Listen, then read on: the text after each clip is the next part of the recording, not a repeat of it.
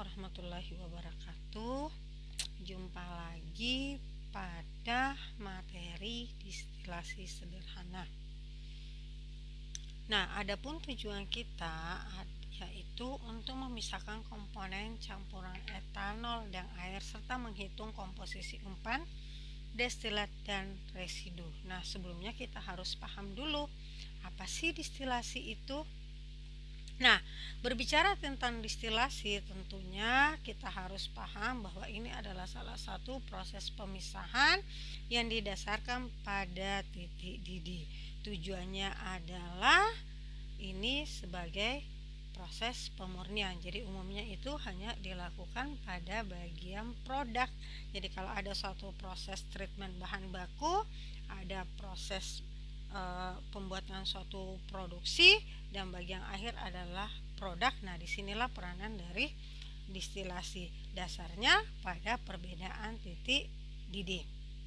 Nah, macam-macam distilasi yaitu ada distilasi sederhana. Ini umumnya hanya memisahkan dua. Ada umpannya, ada produk atasnya disebut distilat, ada produk bawahnya itulah yang disebut dengan residu. Kemudian ada pula yang disebut dengan distilasi bertingkat atau fraksinasi. Nah, ini didasarkan pada perbedaan titik didih sama-sama tetapi dia ada produk samping. Nah, jadi produk-produk samping selain produk atas, produk bawah ada juga yang disebut dengan produk samping. Kemudian ada yang disebut dengan distilasi azeotrop. Azeotrop itu kita sudah tidak bisa membedakan antara produk atas dan produk bawah. Jadi dia ketemu pada suatu titik. Nah, kemudian ada pula yang disebut dengan distilasi vakum. Kapan ini digunakan?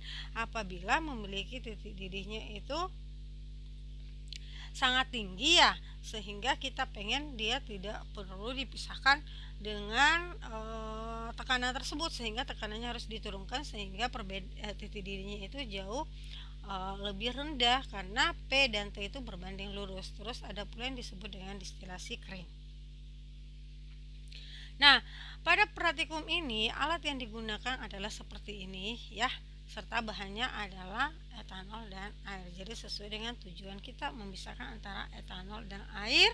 Kemudian kita menghitung berapa umpannya, berapa produk atasnya yang biasa disebut dengan distilat, dan berapa produk bawahnya atau residu. Nah, langkah pertama yang harus dilakukan adalah membuat kurva kalibrasi. Jadi seperti ini kita buat larutannya ya. Kemudian semuanya di fullkan volumenya yaitu 30 ml ya, jadi tinggal ditambahkan. Kemudian setelah itu kita tentukan berat jenisnya dan dibuatlah suatu kurva. Nah, kurva-kurva itu kemudian dia akan menjadi suatu dasar di dalam penentuan titik di mana produk atas dan produk bawah nanti komponennya. Nah, adapun proses distilasi pertama adalah yang utama adalah kita merangkai alat dulu ya. Setelah Anda rangkai, pastikan Anda sudah memiliki suatu campuran etanol dan air kurang lebih 400 ml. Dia dimasukkan ke dalam labu distilasi ya. Kemudian kita menyalakan kondensor dan pemanas ya. Kenapa ini perlu dilakukan? Kita harus memastikan kondensernya itu berfungsi apa tidak. Demikian pula untuk pemanasnya. Kemudian kita setting pada suhu 78 sampai dengan 80. Kenapa? Karena itu adalah titik didih dari etanol ya. Nah, pada suhu sudah mencapai suhu settingnya, maka pemanasan akan dikurangi. Nah, pada saat terbentuk distilasi secara periode mengukur volume dan mengukur berat jenis dari distilat, mengukur jenis bagian bawah ya. Kemudian melakukan suatu proses pengolahan data. Nah, ini adalah cara kerjanya ya. Jadi seperti Ibu sampaikan tadi, jadi kita melakukan pemipitan larutan dari etanol ya. Jadi ini Anda pipet dulu, kemudian Anda sampai tanda ini, kemudian sudah ini kan Anda tuangkan ke bawah. Jadi ini adalah tahapannya. Jadi ini adalah elemennya yang akan berisi larutan etanol. Nah, kemudian setelah kita membuat tadi itu ya, jadi etanol dan air kita masukkan ke dalam sini. Nah, ini adalah untuk kondensornya ya. Rangkailah peralatannya. Jadi Anda rangkai peralatannya ya, Anda panaskan ya. kemudian sampai terbentuk. Jadi ini yang disebut dengan distilat ya, dan ini bagian sini akan menjadi suatu residu. Nah, ini adalah prosesnya. Jadi prosesnya ini ya. Jadi ini adalah proses distilasi.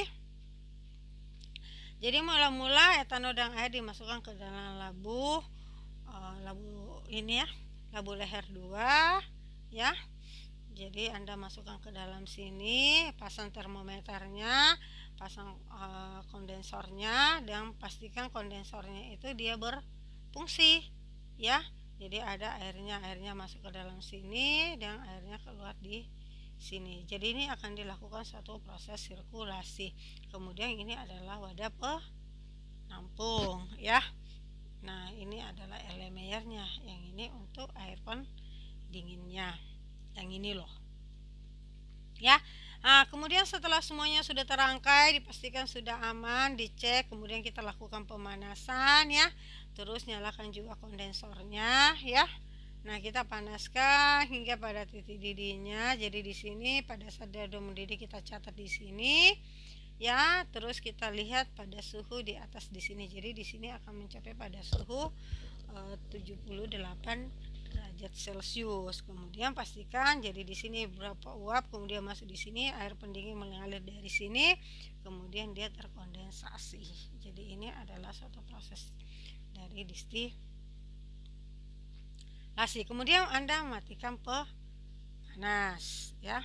Jadi kita mematikan pemanas. Kemudian data-data kemudian itu dari hasil kurva kalibrasi tadi ya, kita sudah mendapatkan berat jenisnya semuanya.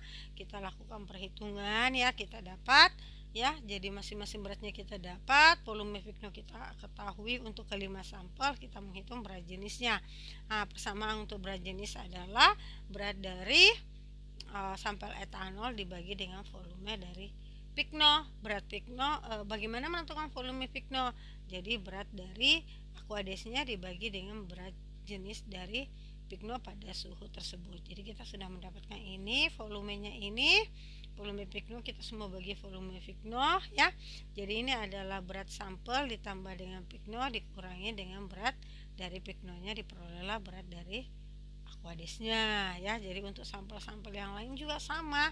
Nah, kemudian untuk persen etanolnya ya. Jadi kalau untuk menentukan persen etanolnya ya kita tinggal mengambil 5 mili yang tadi ya. Nah, kemudian kita dapatlah ini 5 dibagi 5 ditambah 25, berarti itu hasilnya untuk mendapatkan satu hasil yang 30, kemudian diperolehlah hasil seperti ini. Nah, hasilnya ini. Jadi ini adalah hasilnya ya. Nah, distilatnya densitasnya berapa, praksimolnya ini kita bisa tentukan ya. Nah, bagaimana menentukan praksimolnya? Ya ini kan 0 dibagi 30. Nah, ini dibagi 30. Jadi Anda akan mendapatkan praksimol. Ingat, praksimol itu satunya adalah maksimal adalah 1. Nah, kemudian dari data-data tersebut kita buat suatu grafik. Nah, grafik adalah persen volume terhadap berat jenis. Tujuannya apa ini? Ya, untuk memplotkan nanti data yang kita dapat. Karena kita akan mengetahui berat jenisnya, kita tahu berapa persen volume dari etanolnya. Nah, untuk memudahkan makanya dia dilakukan proses linear ya. Linearnya mengikuti persamaan apa? Ternyata dia mengikuti persamaan dari pangkat 3. Nah, ini diketahui dari S-square-nya sekitar 0,992. Nah, untuk yang percobaan kita ya, yang ini yang 500 mili, karena kita membuat ini untuk volumenya ini semuanya 100 ya. Volumenya ini semuanya 100 mili ya. Ini yang 75 ya. Ini suhunya semua dibuat 75, berat Vignonya ini semuanya kita sudah menghitungnya. Nah, komposisi untuk umpan kita sudah tahu ya. Jadi ini berat umpan sama Vigno, diketahui berat jenis umpan, kita dapat persen etanolnya dapat dilihat pada kurva kalibrasi karena kita sudah plot kayak ini, diplotkan masuk kita memperoleh 0,66 5, tinggal kita kalikan 400 ml diperolehlah 2665. Jadi ini adalah untuk umpan. Mol etanolnya kita ketahui, volume airnya kita ketahui, berarti mol airnya kita ketahui. Nah, fraksi mol etanol adalah sebesar ini. Nah, ini untuk umpan. Nah, sedangkan untuk produknya sama, kita lakukan juga ya, diperoleh berat jenisnya segini, tinggal kita plotkan, kita dapat fraksinya. Jadi sama-sama kita akan mendapatkan untuk fraksinya. Nah, dari fraksi umpan itu kita bisa menentukan, oh berarti umpan total adalah sebesar ini untuk molnya. Kemudian untuk destilat kita peroleh sebesar itu, dan untuk residu kita peroleh sebesar ini. Nah, ketika kita menghitung neraca massanya, F sama dengan R ditambah D, SF-nya, sehingga kita dapat mengetahui SR adalah seperti ini. Nah, ketika kita menghitung neraca balance-nya itu akan ketemu 400 ml, kita dapat bottom product 216, destilat, artinya dia balance. Oke. Nah, silakan Anda melakukan untuk perhitungan yang sama pada praktikum Anda ya. Ini adalah praktikum, sehingga dapat kita simpulkan etanol dan air dapat dipisahkan berdasarkan pada titik didih dari secara distilasi. Etanol akan berada pada bagian atas ya, top produk, dan air akan berada pada bagian bawah ya. Ya, maksudnya yang mengandung air lebih banyak. Kenapa? Karena titik didih air itu jauh lebih tinggi daripada etanol. Nah, dari hasil perhitungan kita sudah memperoleh bahwa produk atas 124 dan residunya adalah 206 mili. Oke, demikian untuk praktikum distilasi. Tetap semangat, yakin bahwa Anda pasti bisa. Assalamualaikum warahmatullahi wabarakatuh.